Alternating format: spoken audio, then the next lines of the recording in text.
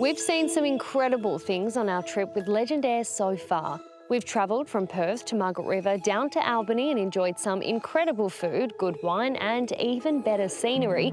But today we've touched down in Bremer Bay and we're about to take this trip to another level. We are heading out on the award-winning Orca experience with the crew at Whale Watch WA. But a little tip, skip the big brekkie and opt for something light because once we get out to the patch, there'll be plenty of food and coffee on offer. And be sure to bring a jacket because even in summer, it can get a little chilly.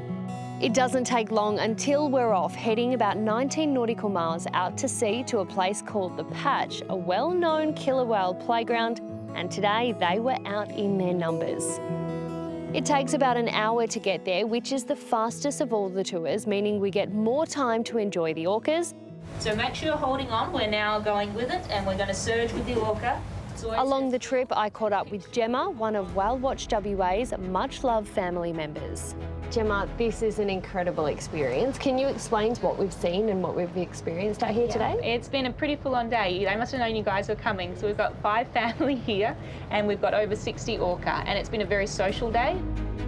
So you mentioned family in there. There's a lot of these orca families out here, but you guys are also a family-run business, aren't you? Tell us a little bit about that. Yes, we are, with myself, my sister, my mum and dad, and even our English staffy, Albert. So it's the 4 of us. We've been on every tour we've ever operated. We've been working with these orca for nearly a decade now, but we're very much family-owned and operated, involved in every aspect of the business. And it's also not just about these tours. You guys do a lot of conservation work as well, don't you? We do. We work very closely with universities and a lot of groups that study from all over the world.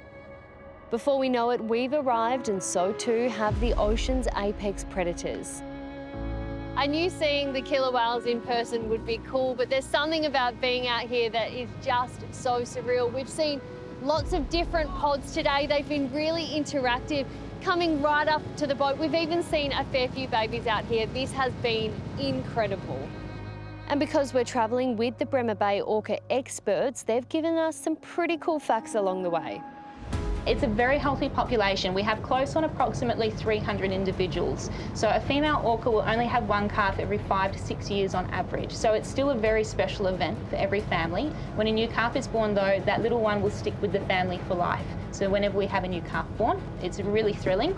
This year we've had 4 new calves observed, which is brilliant, including baby Gabrielle. So it was really beautiful.